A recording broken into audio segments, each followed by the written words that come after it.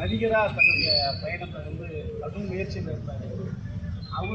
இப்போ அவரே அதாவது தன்னைத்தானே உருவாக்கிக்கிற மாதிரி அவரே ஒரு நியூஸை பிடிச்சி ஒரு வித்தியாசமான கிளைமாக்ஸ் இருக்கிற ஒரு கதையை ரெடி பண்ணி ஒரு 2 கதாபாத்திரம் ஒவ்வொன்றும் வித்தியாசமாக பண்ணியிருக்கிற அளவுக்கு பண்ணியிருக்காரு. மொத்தம் ரொம்ப சாஃப்டானவன் ஜீவா. மாஸ் கேரக்டர் வந்து ரொம்ப பெரிய ஒரு அஞ்சலி கேரக்டராக இருக்குது. அண்ணன் பயங்கர டஃப் கொடுத்துருக்கு அண்ணன் தம்பிலாம். ரொம்ப அது கிளைமேக்ஸ் ரொம்ப நல்லாயிருக்கு. பாடல்கள் ரொம்ப மெலோடியாக இருக்குது. இதை நல்ல ப்ரொடியூசர் இருக்காங்க. இதில் அண்ணன் முக்கியமான கேரக்டர் வடச்சென்னை பேக்ராப்பை பண்ணியிருக்காரு. இதை நீங்கள் எல்லாம் ஏன்னா எப்போதுமே வந்து இந்த மாதிரியான புதியவர்கள் வரும்போது நீங்கள் நல்ல ஒரு சப்போர்ட் பண்ணி அவங்கள வந்து முன்னிலை கொண்டு வந்துட்டீங்கன்னா உங்களை மறக்காமல் இருப்பாங்க. அதை நீங்கள் தொடர்ந்து செஞ்சுக்கிட்டு இருக்கீங்க. அதை இந்த படத்துலையும் செய்யணும். உங்களுடைய எவ்வளோ ஆதரவு இருக்கோ அந்த அளவுக்கு இந்த படம் மிகப்பெரிய வெற்றி குழு அனைவருக்கும் என்னுடைய வாழ்த்துக்கள். நன்றி. அண்ணன் பேசுவார். படத்தில் மிகச்சிறந்த ஒரு கேரக்டர் பண்ணியிருக்கிறார். நன்றி.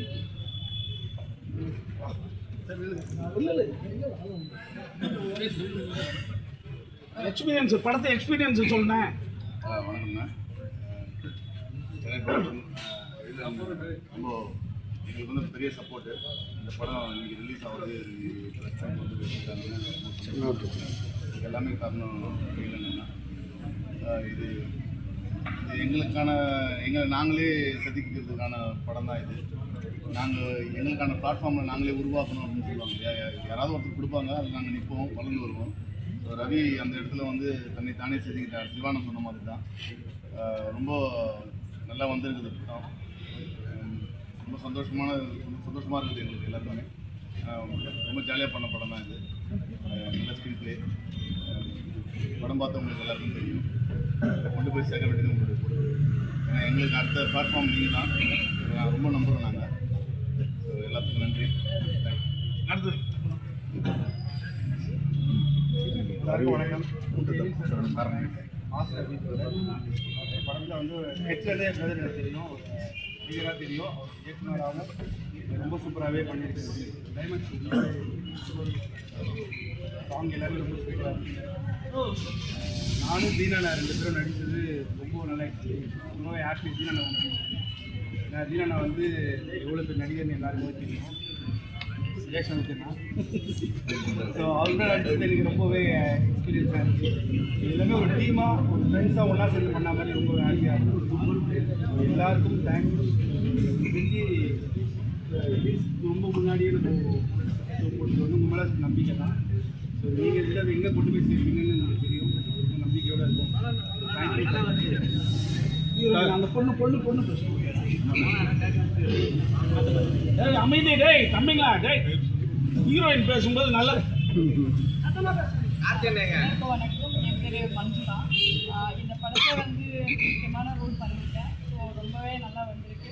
அதுக்கு சென்னை ப்ரொடக்ஷன் இந்தியன் சார்களுக்கும் டைரக்டர் சார் அவர்களுக்கும் ரொம்ப நன்றி தெரிவிச்சுக்கிறேன்.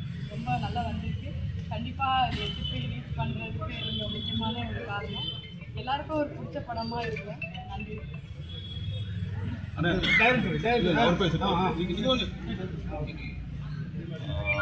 வணக்கம். என் பேர் மேனக்ஷா. அதாவது சில்ஸ் மேனக்ஷான்னுவாங்க. நான் இந்த திரைப்படத்துறையில் வந்து ஒரு 50 படங்களுக்கு மேலே புகைப்பட கலைஞராக ஒர்க் பண்ணியிருக்கேன். இதே இடத்துல முன்னாடி ஒரு படத்துக்கு நான் கொடுத்துருக்கேன். இவர் நம்ம தம்பி மாஸ் ரவி வந்து எனக்கு பல வருடமாக பழக்கம். அவர் இயக்குனராகவும் இதில் வந்து ஒரு அறிமுக நடிகராகவும் வந்திருக்காரு. எனக்கு இந்த படத்தில் வந்து கர்நாடகா ஒரு கேரக்டர் கொடுத்தாரு. ஸோ அதுக்கு நன்றி கடன் பட்டிருக்கேன் நான் தம்பி மாஸ் ரவிக்கும், எழுத்தாருக்கும், தயாரிப்பாளருக்கும் மற்றும் கேமராமேன் ராஜதுரைக்கும். மேலும் வந்து நான் உங்களில் ஒருவன் தான்.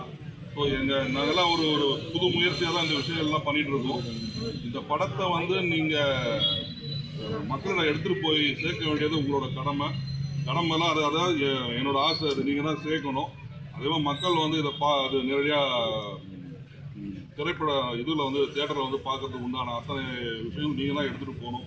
ஏன்னா இன்றைக்கி இருக்கிற அந்த ஓடிடி அதெல்லாம் இருக்குது. ஸோ அதெல்லாம் திருட்டு இது இல்லாமல் நேரடியாக பார்க்கறதுக்கு உண்டான தூண்டுதெல்லாம் நீங்கள் தான் கொடுக்கணும். இந்த படத்தை பற்றி எடுத்து சொல்லி அனைவருக்கும் வணக்கம், நன்றி. ப்ரொடியூசர் சார் நீங்கள் பேசி கடைசியாக எல்லாருக்கும் வணக்கம். படம் வந்து நாங்கள் திடீர்னு ஆரம்பித்தோம். அது வந்து எல்லாம் ஒரு ஆடியோ டவுன்லோட் போட்டுருக்கீங்களா? படம் பண்ணுற நேரம் வரைக்கும் எல்லாமே ரொம்ப ஜாலியாக ரவி வந்து ப்ரொஜெக்ட் படம் நாங்கள் வந்து இதெல்லாம் நம்பி பண்ணியிருக்கோம். இதுதான் அடுத்த ஸ்டெப்பு நாங்கள் எங்கேயும் படத்தை டேரக்டர் சார். எல்லாருக்கும் வணக்கம். என் பேர் மாஸ் ரவி. என்னுடைய முதல் படம் காத்து வாக்கில் ஒரு காதல்ன்ற ஒரு படத்தை நடிச்சிருக்கேன், நான் டைரக்ட் பண்ணியிருக்கேன். ஸோ இந்த படத்துக்கு வாய்ப்பு அளித்த என்னுடைய அண்ணன் பேர் எனக்கு நன்றி சொல்லிக்கிறேன். முக்கியமாக இந்த படத்துடைய அரை மணி நேரம் கிளைமேக்ஸை தயவு செஞ்சு யாரும் வந்து இப்படி ஒரு விஷயம் இருக்குன்றதை ரிவீல் பண்ணாமல் எழுதிங்கன்னா ரொம்ப சப்போர்ட்டாக இருக்கும். ஏன்னா அதுதான் நான் பெருசாக நம்பியிருக்கேன் இந்த படத்துடைய ஒரு அடுத்த கொண்டு போகணுன்னு. ஸோ மக்கள்கிட்ட சேர்க்கறது நீங்கள் தான். உங்களில் ஒருத்தனாக வந்து இங்கே வந்து நிற்கிறதுக்கே எனக்கு ஒரு 19 வருஷம் ஆயிடுச்சு. ஸோ இதே ப்ரெஸ்ஸில் இருக்கிற எல்லாருமே என்னை நிறைய பேருக்கு தெரியும். வழியோடு தான் இந்த இடத்துல நின்றுட்டுருக்கோம். ஸோ உங்களை நம்பி மட்டும் தான் இந்த இடத்துல வந்து தைரியமாக நிற்கிறோன்னா நீங்கள் இந்த படத்தை அடுத்த கொண்டு போவீங்கன்றது தான். ஏன்னா நீங்கள் எப்பவுமே சேர்த்த படம் தான் நீங்கள் எவ்வளோ பெரிய வெற்றி அடையுது.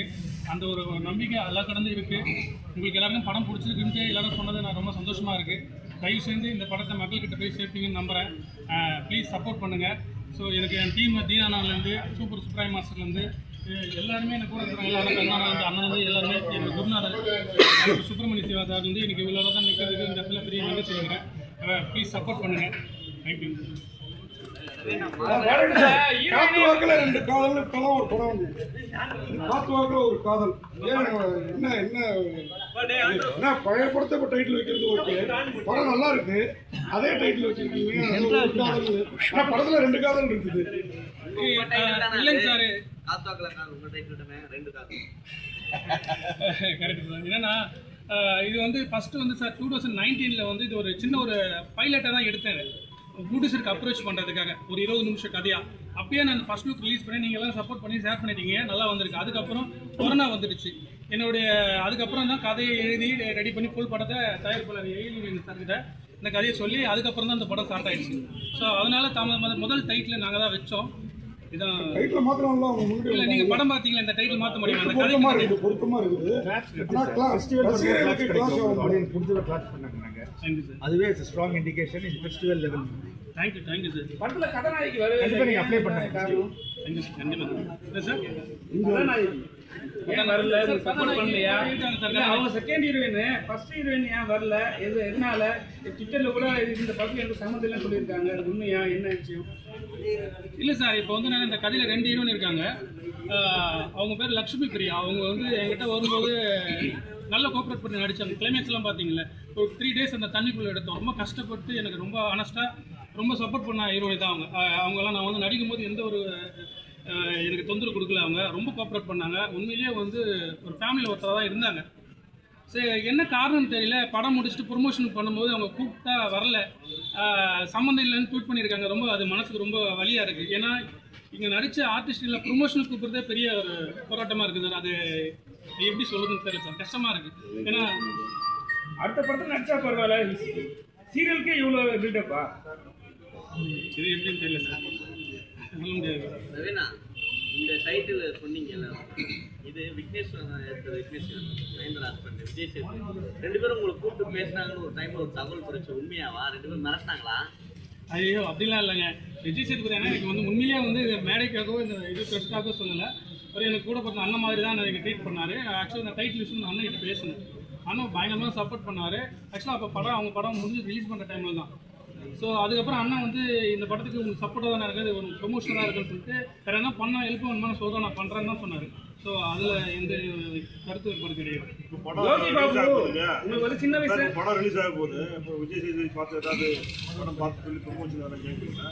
இல்லை சார், இருக்கா? முயற்சி பண்ணுறேன் சார். அண்ணன் பிஸியாக இருக்காரு. ஆனால் மீட் பண்ணுறதுக்கு நான் முயற்சி பண்ணிட்டு அது வேற இது வேறன்னு அவர் வாயில சொன்னால் நல்லா இருக்கும்ல. கண்டிப்பாக சார் ஆசைப்படுறோம். யோகி பாபு வந்து ரொம்ப நாளும் பழக்கம். இந்த படத்துக்கு வந்து ப்ரமோஷனாக சொல்ல மாட்டார். இந்த படத்துக்கு சொன்னால் என்ன காரணம்? ரைட்டா? இல்லை சார், அண்ணா யோகி பாபு அண்ணனுக்கு இந்த இடத்துல மிகப்பெரிய நன்றி சொல்லிக்கிறேன் சார். ஏன்னா ஆரம்ப காலகட்டத்தில் வந்து அவர் கூட நான் பயணிச்சிருக்கேன். அந்த நட்பின் பிரகாரம் தம்பிக்கு வந்து உதவணுன்ற ஒரு எண்ணத்தால் தான் எனக்கு இந்த படத்துடைய ஃபஸ்ட்டு சிங்கிள்லேருந்து இப்போ படத்துக்கு ரிலீஸுக்கு ப்ரோமோ வரைக்கும் பைக்ஸ் எல்லாமே சப்போர்ட் பண்ணுறாங்க. இப்போ கூட ஒரு 2 டேஸ் முன்னாடி பேசினார். படம் தேட்டரில் பார்த்துறேன், ஹைதராபாத்தில் ஷூட்டில் இருக்கேன், கண்டிப்பாக ரவி பார்த்துட்டு உனக்கு நான் அதை பற்றி நான் பேசலாம் அப்படின்னு சொல்லியிருக்காரு. ஸோ அதுதான் அந்த ஒரு அண்ணன் தம்பி உறவு தான். தீனா வாங்க உள்ள வாங்க. வந்துட்டோம். எப்பவுமே சமூக கருத்துலாம் பேசுவீங்க. இப்போ நம்ம சமுதாயத்துல நடக்கிறது தெரியும், ஆணவ கொலை. அதை பத்தி எதுவுமே சொல்ல மாட்டீங்களே. சமீபமா கவின்ற ஒரு இளைஞர் வந்து வேற ஜாதி சமூகத்தை சார்ந்தவன்றதுனால கொலை செய்யப்பட்டார் ஒரு காவல்துறை அதிகாரியில். இல்லை, இந்த கருத்து வெறும் சினிமா நடிகர்கள்கிட்ட மட்டுமே கேட்கறது நிறுத்திட்டு ஐஏஎஸ், ஐபிஎஸ், இந்த நாட்டை ஆள்ற முதலமைச்சர், துணை முதலமைச்சர், இன்னும் அதிகாரிங்க, இன்னும் அரசியல்வாதிங்க, அவங்க கிட்ட கேளுங்க. சினிமா நடிகர்கிட்ட என்ன இருக்குது? சினிமா நடிகர் என்ன இருக்குது? நடிகர் நான். ஆனால் நாட்டை ஆள்றவங்க கிட்ட கேட்கணும், இந்த சாதி இருக்கணுமா வேணாமா, இந்த சாதிய முறை இருக்கு நல்லதா கெட்டதா, அரசியல் தேவையா தேவையற்ற அரசியல் எது? இன்னைக்கு எல்லா இடத்துக்கும் கரண்ட் இல்லாத கிராமத்துக்கு கரண்ட் வேணுன்றாங்க, கரெக்டாக போயிடுச்சுன்றாங்க. பள்ளிக்கூட கல்வி வந்துடுச்சுன்றாங்க. எல்லாமே கிடைக்குது இந்த அரசால், எல்லாமே கிடைக்குது. ஆனால் நல்லது நடக்க சமூக நீதி பேன்ற அந்த அரசு சமூக நீதி விதைக்கணும் இல்லையா? அதுக்கு அந்த அரசு தான் முயற்சி பண்ணணும். சினிமா நடிகர்னா என்னால் என்ன முயற்சி பண்ணணும்? சினிமா நடிகர் தான் முதலமைச்சர் ஆனாரு. புரட்சித் தலைவர் எம்ஜிஆர், ஜெயலலிதா. அவரு சினிமா நடிகர் ஆகிறதுக்கு முன்னாடியே அவர் அரசியல் இருந்தார் இல்லையா? நீங்க ஊடகத்துல பேசுறீங்கல்ல, ஜாதி இதெல்லாம் ஒழியணும்னு சொல்றீங்கல்ல, அது என்னோட தனிப்பட்ட கருத்து. ஆனா படத்துலயும் நீங்க காதல சேர்க்கணும் தான் வரீங்க உள்ள, ஆனா ஹீரோ காதல சேர்க்கல நீங்க. அதனாலதான் கேக்குறேன். இது படத்துக்கு மட்டும் போடுறேன் அது இல்லை. இந்த கேள்வியெல்லாம், இந்த மாதிரியான கேள்வியெல்லாம் எங்களை கேட்டு வைக்கிறத விட இது வன்முறைகள் தான் அதிகமாக வெடிக்குது. இப்போ நான் எஸ்கார்டு ஓடவோ இல்லை 4 பேர் ஓடவோ நான் சுற்றுறவங்க கிடையாது. நான் சொல்கிறது உங்களுக்கு புரியுதா? உங்களுக்கு இது தொடர்ந்து வந்து அரசியல் தளத்தில் இருக்கிறவங்கள, அரசியல் தளத்தில் இயங்குறவங்கள கேட்கணும். அதிகாரத்தில் இருக்கிறவங்கள கேட்க வேண்டிய கேள்வி, அவங்க பதில் சொல்லணும். கண்டிப்பாக இது வந்து ஒழிக்கப்பட வேண்டிய வேலை. சாதிய சமூகமாக இங்கே வாழ்ந்து ஒன்றும் பிரயோஜனம் கிடையாது. சமூக நீதி தான் பேணி காக்கணும். இங்கே இருக்கிறவங்க எத்தனை பேர் சாதியை தூக்கி பிடிச்சிட்டு நம்ம வந்துக்கிறோம் தெரியாது. ஆனால் சமூக நீதியோடு தான் நம்ம எல்லாருமே ஒன்றா சேர்ந்து நிற்கிறோம், ஒன்றா சாப்பிட்றோம், ஒன்றா பழகிறோம். ஆனால் ஒரு திருமணம் வரும்போது, உறவுன்னு வரும்போது அங்கே ஒரு சாதி வந்துடுது, எல்லாத்துக்கும் ஒரு பிரச்சனை வந்துடுது. அதை ஒழிச்சிட்டோம்னா இன்னும் நல்லா. நம்மளாம் தமிழர்கள்னு சொல்கிறோம், இனமாக சேர்ந்துருக்குமே தவிர இனமாக சேர்ந்துருக்குமா? சாதியாக தான் இருக்கிறோம். என்னை யாரும் வெளியில் இருக்கிறவங்க கொல்ல, உன்னை யாரும் வெளியில் இருக்கிறவங்க அடிக்கல, வெளிநாட்டில் இருக்கிறவங்க. இங்கே தான் எல்லா வேலையும் நடக்குது. அப்போ அது பேணி காக்கணும்னா அதுக்கான வேலைகள்லாம் அரசு செய்யணும். அது தொடர்ச்சியாக கல்வியிலிருந்து ஆரம்பிக்கணும். அரசு எல்லா இடத்துலையும் அந்த வேலைகளை செய்யணும்னு நான் சொல்கிறேன். சினிமா துறையிலேருந்து ஏன் கேட்கணும்னு சொன்னீங்கல்ல, உங்கள் சினிமா துறையிலேருந்து ஒரு அரசியல் கட்சி பெரிய இயக்கமும் ஒருத்தர் இறங்கியிருக்காரு. இயக்கத்துலேருந்து டிவிகே கட்சியாக இறங்கியிருக்காரு. ஆமாம், அவர் கேள்வி கேட்கலாம், அவர் வந்து பதில் சொல்லணும். கண்டிப்பாக அவருக்கான பொறுப்பு இருக்குது. அவர் வந்து இந்த ஆணவ படுகொலைக்கு வந்து பதில் சொல்லணும். சொல்லாமல் இருக்கிறது அது.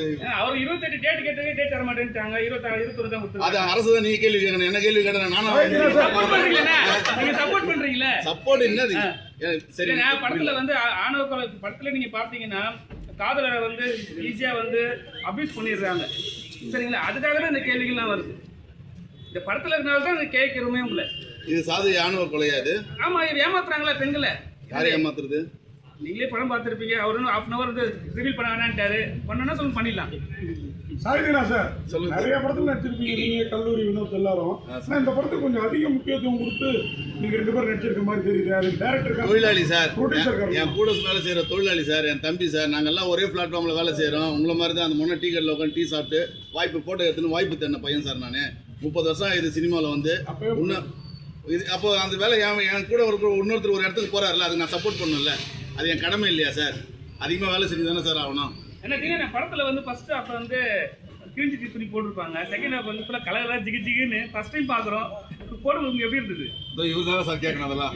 அதையும் அவர் தான் போட்டு வச்சார், இதையும் அவர் தான் போட்டு வச்சார். வேற நான் போடல. அமாவாசன் வேற சொன்னாரு. அமாவாசை பயங்கரமா தெறிக்க விட்டுருக்காரு. ஆமா, உங்களுக்கு எப்படி இருந்தது அதை பண்ணும்போது? ஓகேவா?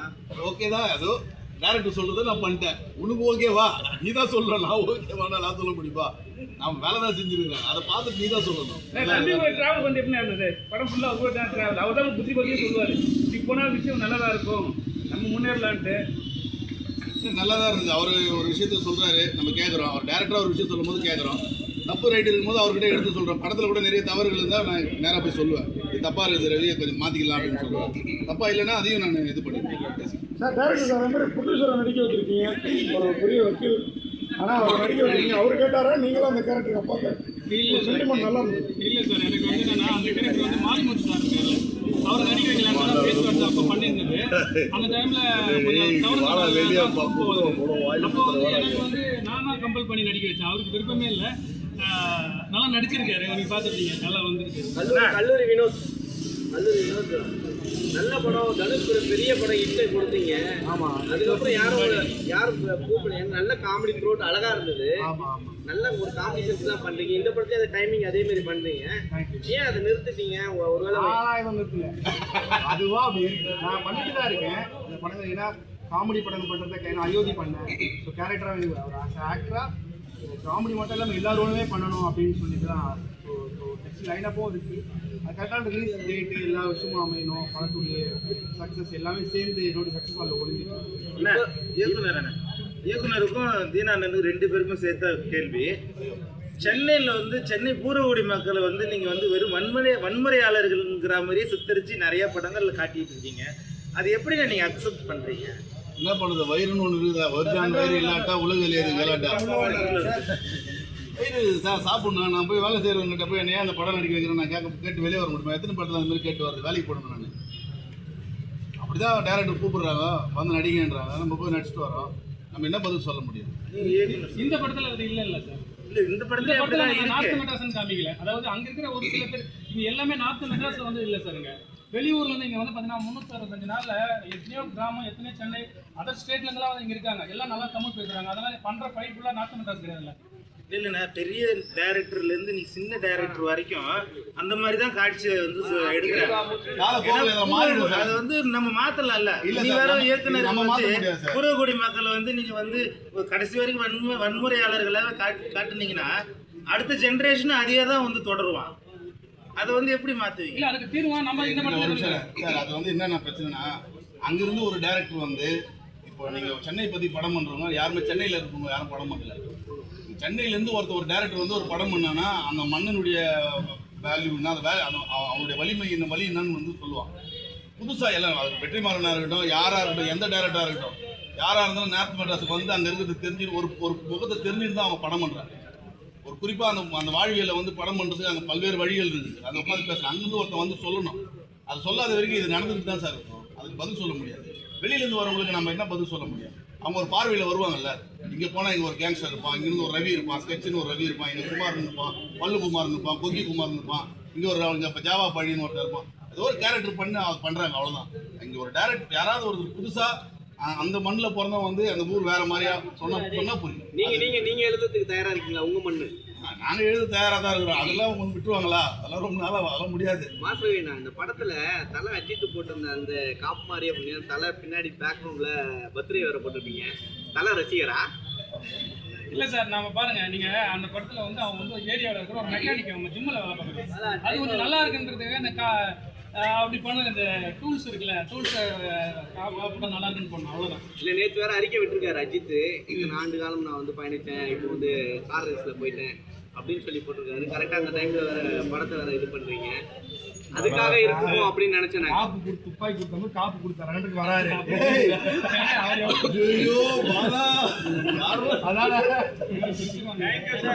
போதுங்களா? தேங்க்யூ.